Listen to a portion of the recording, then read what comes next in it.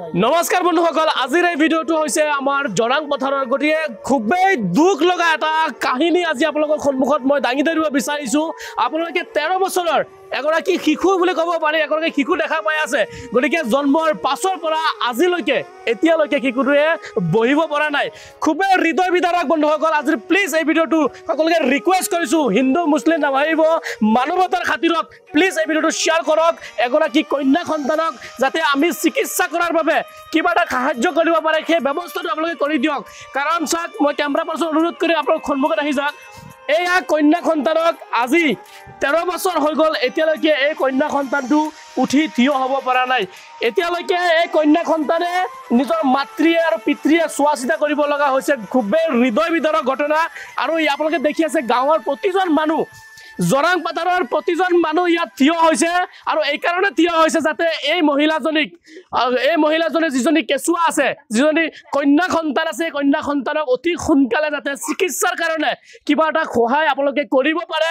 তাৰ বাবে ভিডিঅ'টো প্লিজ শ্বেয়াৰ কৰক, ৰিকুৱেষ্ট কৰিছোঁ সকলোকে।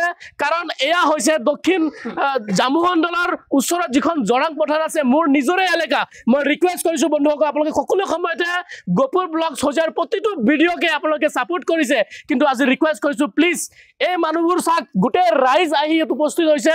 আৰু আপোনালোকে প্লিজ ৰিকুৱেষ্ট কৰিছোঁ, সকলোকে ৰিকুৱেষ্ট কৰিছোঁ, হাত জোৰ কৰি ৰিকুৱেষ্ট কৰিছোঁ, মানৱতাৰ খাতিৰত এজ এ মানৱতাৰ হিউমেনিটি হিচাপে আপোনালোকে প্লিজ ভিডিঅ'টো শ্বেয়াৰ কৰিব।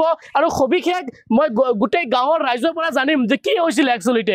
আৰু বৰ্তমান তেওঁলোকৰ চিকিৎসাৰ অভাৱত আজি 13 বছৰ হৈ গ'ল, চিকিৎসাৰ অভাৱত এই ছোৱালীজনী এতিয়ালৈকে উঠি বহিব পৰা নাই। কিমান হৃদয় বিদাৰক এবাৰ নিজে অনুভৱ কৰিব পাৰিব। গতিকে মই সমূহ ৰাইজৰ তেওঁলোকৰ পৰা জানিব পাৰিম যে একচুৱেলিতে কি হৈছিলে, ঘটনাটো কি হৈছে। ঘটনাটো মানে ছোৱালীটো জন্মৰ পৰাই তেনেকুৱাই আৰু ঘৰৰ অৱস্থাটো দেখিছেই।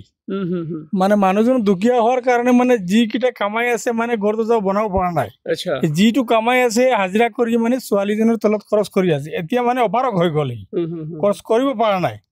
গতিকে আপোনালোকৰ সহায় বিচাৰিছো, ৰাইজৰ সহায় বিচাৰিছো। সকলোৱে যদি অলপ চলপ আমাক এই মানুহজনক সহায় কৰে দুখীয়া মানুহ হিচাপে।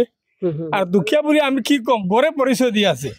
ৰাইজে সকলোৱে দেখি পাই আছে যি অৱস্থা তাৰ ছোৱালীজনৰ বা তাৰ ঘৰৰ যি অৱস্থা আমি সকলো ৰাইজে দেখি আছো। গতিকে চবৰ ৰিকুৱেষ্ট যাতে কিবা এটা আমি সকলো ৰাইজে মিলি যদি সহায় কৰোঁ যে ছোৱালীজনী কিবা এটা চিকিৎসা যদি ভাল কৰে। কাৰণ ছোৱালীটো ল'ৰা হ'লে বেলেগ কথা আছে, ছোৱালী হোৱাৰ কাৰণে সকলো এটা চিন্তা আছে। আমি যিমান পাৰিছোঁ আমি ৰাইজে সহায় কৰিছোঁ। এতিয়া আমি ৰাইজে অপাৰক হৈ গ'লো। গতিকে যদি সবাই মিলি এটা সহায় হাত ভাড়াই যদি আপোনাৰ জৰিয়তে আপুনি আহিছে, আপোনাক ধন্যবাদ দিছোঁ যে এনেকুৱা কামত আপোনালোকে যে সহায় আগবঢ়াই আছে দুখীয়া মানুহৰ। এইটো আপোনাক সকলো আমি ৰাইজৰ পৰা আপোনাক ধন্যবাদ দিছোঁ, যাতে আমাৰ এই বস্তুটোক এই কামত লাগে আৰু সকলোৱে যাতে আমাৰ সহায় কৰে। এইটোৱে মোৰ কোৱা। আৰু লগতে এটা কথা মই সকলোকে জনাই দিওঁ, আপোনালোকে স্ক্ৰীনত এটা স্কেনাৰ দেখা পাই আছে। গতিকে যোনে যিমান পাৰে, মই নকওঁ যে আপোনালোকে 100 টকা দিয়ক, 200 টকা দিয়ক, যোনে যিমান পাৰে লাগিলে 1 টকাকে দিয়ক। কিন্তু প্লিজ আপোনালোকে স্ক্ৰীনত থকা এই স্কেনাৰত 1 টকা, 2 টকা, 10 টকা যোনে যিমান পাৰে, যিমান সম্ভৱ প্লিজ আপোনালোকে দান কৰক। আৰু লগতে যোনে নোৱাৰে প্লিজ ভিডিঅ'টো শ্বেয়াৰ কৰক, যাতে কোনোবা আপোনাৰ শ্বেয়াৰৰ ফলত কোনোবা হৃদয়বান মানুহ দেখিলে হয়তো তেওঁলোকে কিবা এটা সাহায্য কৰিব পাৰে। গতিকে ফ্ৰেণ্ডছ, আৰু মই শেষত মাকৰ পৰা 2-এটা কথা জানিব চেষ্টা কৰিম। 13 বছর থাকি মানে মেয়েটা লইয়া বহুত কষ্ট করতে আসি,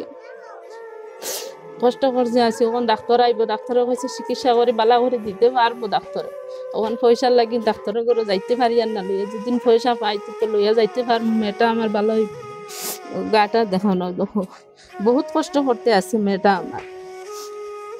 পুরা শরীর এরকম আছে, এই দেখো আমি দেখাইতে আসছি আগা মুতা সব বিছনার মাঝে, সব বিছনায়। 13 বছর হয়েছে, 13 বছর বয়স থাকি এরকম কষ্ট করতে আসছিল।